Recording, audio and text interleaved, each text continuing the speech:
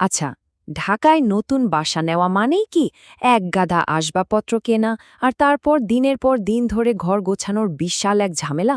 কেমন হতো যদি এমন কোনো অপশন থাকতো যেখানে শুধু দরকারি জিনিসপত্র নিয়ে সোজা নতুন বাসায় উঠে পড়া যায়? হ্যাঁ, ঠিক এই সমাধানটাই দিচ্ছে ফার্নিশড বা সজ্জিত অ্যাপার্টমেন্ট। চলুন আজ আমরা ঢাকার এই জনপ্রিয় বাজারটা নিয়ে একটু কাটাছেঁড়া করি। একদম ঠিক তাই। বাসা বদলের সব ঝক্কি ঝামেলা একদিকে, আর শুধু ব্যাগ গুছিয়ে নতুন বাসায় উঠে পড়া আরেক দিকে। আর এই কারণেই ফার্নিশড অ্যাপার্টমেন্ট এখন অনেকের কাছে এত পছন্দের হয়ে উঠছে। আর এই যে সুবিধা, এটাই কিন্তু ঢাকার ভাড়ার বাজারে একটা নতুন ট্রেন্ড তৈরি করে ফেলেছে। বিশেষ করে যারা চাকরি করেন, কর্পোরেট পেশাজীবী এবং বিদেশি নাগরিক, তাদের মধ্যে এর চাহিদা বাড়ছে সবচেয়ে বেশি। চলুন এর মূল আকর্ষণগুলো কি কি সেটা দিয়ে শুরু করা যাক। তাহলে এই ফার্নিশড ফ্ল্যাটের আসল আকর্ষণটা ঠিক কোথায়? উত্তরটা কিন্তু একদম সহজ। এটা আপনার সময় আর শ্রম দুটোই বাঁচায়। মানে নতুন বাসায় ওঠার পর মাস ধরে ঘর গোছানোর কোনো চিন্তাই থাকে না। পার্থক্যটা একবার ভাবুন তো।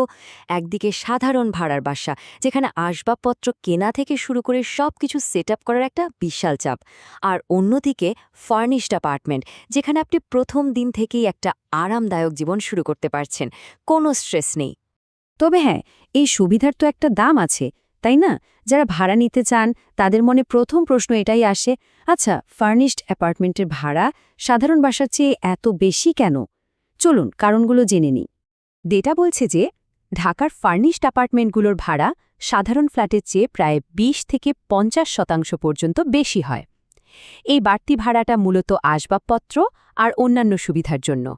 তবে এখানে কিন্তু একটা মজার হিসাব আছে।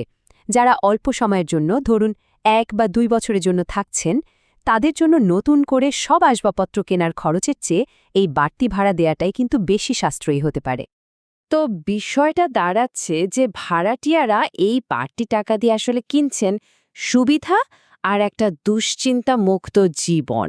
আর বাড়ির মালিকদের জন্য এটা একটা দারুণ বিনিয়োগের সুযোগ, যদি তারা সবকিছু ঠিকঠাকভাবে ম্যানেজ করতে পারেন। আচ্ছা, এতক্ষণ তো সুবিধা আর খরচের কথা বললাম, কিন্তু এই সব কিছুর ওপরে যে জিনিসটা আছে সেটা কি? সেটা হলো লোকেশন। একটা ভাড়া দেওয়া ফ্ল্যাটের সাফল্য আর ভাড়া দুটোই কিন্তু বিরাটভাবে নির্ভর করে এটা ঢাকার কোন জায়গায় আছে তার উপর।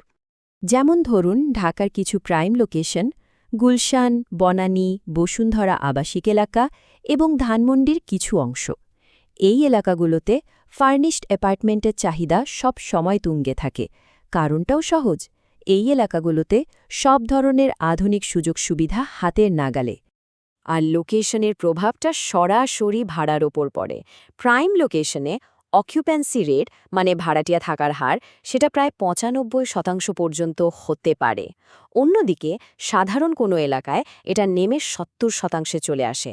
পার্থক্যটা কিন্তু বিশাল। তো কারা ভাড়া নেন এই অ্যাপার্টমেন্টগুলো?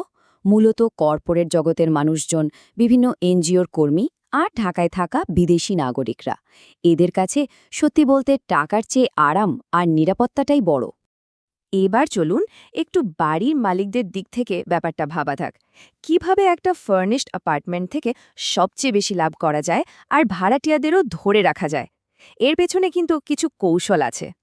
এখানে কয়েকটা মূল ফ্যাক্টর কাজ করে। যেমন ধরুন, সঠিক ভাড়া তো লাগবেই, ভালো লোকেশনও মাস্ট। কিন্তু অনেকেই যে জিনিসটা হয়তো এড়িয়ে যান, সেটা হলো আসবাবপত্রের কোয়ালিটি। এটা ভাড়াটিয়া ধরে রাখতে বিরাট ভূমিকা রাখে, আর ৬ থেকে ১২ মাসের চুক্তি করলে একটা স্থিতিশীল আয় নিশ্চিত হয়। ব্যাপারটা এমন যে ভালো মানের আসবাবপত্র, ঘরে যথেষ্ট আলো বাতাস আর ঠিকঠাক কাজ করা অ্যাপ্লায়েন্স, এগুলো শুধু ভাড়া বাড়াতে সাহায্য করে না, ভালো ভাড়াটিয়াদের লম্বা সময়ের জন্য ধরেও রাখে। এটা আসলে একটা বিনিয়োগ, যা পরে লাভ হয়ে ফিরে আসে। আরেকটা দারুণ ব্যাপার হলো অল ইনক্লুসিভ ভাড়া। মানে ভাড়ার মধ্যেই যখন ওয়াইফাই, বিদ্যুৎ, ক্লিনিং সার্ভিসের মতো সব খরচ অন্তর্ভুক্ত থাকে। এতে ভাড়াটিয়াদের জন্য বাজেট করা খুব সহজ হয়ে যায়। একবার ভাড়া দিলেই সব শেষ, আর কোনো টেনশন নেই। বিশেষ করে বিদেশিরা এই ধরনের প্যাকেজ খুব পছন্দ করেন। এতক্ষণ তো আমরা বাড়ির মালিকদের লাভ লোকসানের কথা বললাম, কিন্তু যারা ভাড়া নেবেন তাদের কি খেয়াল রাখতে হবে? একটা ফার্নেস্ট অ্যাপার্টমেন্ট ভাড়া নেওয়ার আগে কোন কোন বিষয় অবশ্যই দেখে নেওয়া উচিত? খুব সহজ, মাত্র ৩টা ধাপ। প্রথমত, হুট করে সিদ্ধান্ত না নিয়ে কয়েকটি অ্যাপার্টমেন্ট দেখে তুলনা করুন। দ্বিতীয়ত, জরুরি সুবিধাগুলো যেমন নিরাপত্তা বা জেনারেটর আছে কিনা সেগুলো নিজে পরখ করে দেখুন। আর সবশেষে চুক্তির প্রতিটি শর্ত ভালোভাবে পড়ে বুঝে নিন। দেখুন, ভাড়াটিয়ারা কিন্তু ঘরের ডিজাইনের থেকেও বেশি খোঁজেন কিছু বেসিক কিন্তু জরুরি জিনিস, যেমন ২৪ ঘন্টা নিরাপত্তা, লোডশেডিংয়ের জন্য জেনারেটর, ঠিকঠাক লিফট আর একটা পেশাদার ম্যানেজমেন্ট টিম। এগুলো সবচেয়ে বেশি গুরুত্বপূর্ণ। তো ভাড়াটিয়াদের জন্য শেষ কথা হলো, কয়েকটা অপশন দেখুন, একটু দর কষাকষি করুন, আর চুক্তিতে কি পাচ্ছেন সেটা পরিষ্কারভাবে বুঝে নিন। এইটুকু করলেই ভবিষ্যতের অনেক ভোগান্তি থেকে বেঁচে যাবেন। আর বাড়ির মালিকদের জন্য আমাদের পরামর্শটা হবে, শুধু ভালো আসবাবপত্র দিলেই কিন্তু কাজ শেষ নয়। ভালো ব্যবস্থাপনা আর দারুণ সব সুবিধা দিয়ে ভাড়াটিয়াদের ধরে রাখার মধ্যে কিন্তু আসল লাভটা লুকিয়ে আছে। কারণ ঘন ঘন ভাড়াটিয়া বদলানো কিন্তু দিন শেষে একটা লোকসানেরই কারণ। আমরা যে প্রাইম লোকেশনসগুলোর কথা বলছিলাম তার মধ্যে একটা কিন্তু ছিল বসুন্ধরা আবাসিক এলাকা। তো আমাদের সোর্স থেকে পাওয়া তথ্য অনুযায়ী যারা স্পেসিফিক্যালি এই এলাকাতেই ফার্নিশড বা সার্ভিস ডিপার্টমেন্ট খুঁজছেন তাদের জন্য একটা বিশেষ তথ্য আছে। আমাদের অন্যতম সোর্স রিট লিমিটেড এই ব্যাপারে হেল্প করে থাকে। যদি কারো দরকার হয় তাহলে স্ক্রিনে দেওয়া নম্বরে বা তাদের ওয়েবসাইটে ঢু মারতে পারেন। তাহলে ঢাকার ফার্নিশড অ্যাপার্টমেন্টের বাজার নিয়ে এত কিছু জানার পর এখন প্রশ্ন হলো, আপনার পরবর্তী পদক্ষেপ কি হবে? আপনি কি একজন ভাড়াটিয়া হিসেবে এই সুবিধার দিকে ঝুঁকবেন, নাকি একজন বাড়ির মালিক হিসেবে এখানে বিনিয়োগের কথা ভাববেন? সিদ্ধান্তটা যার নিজের।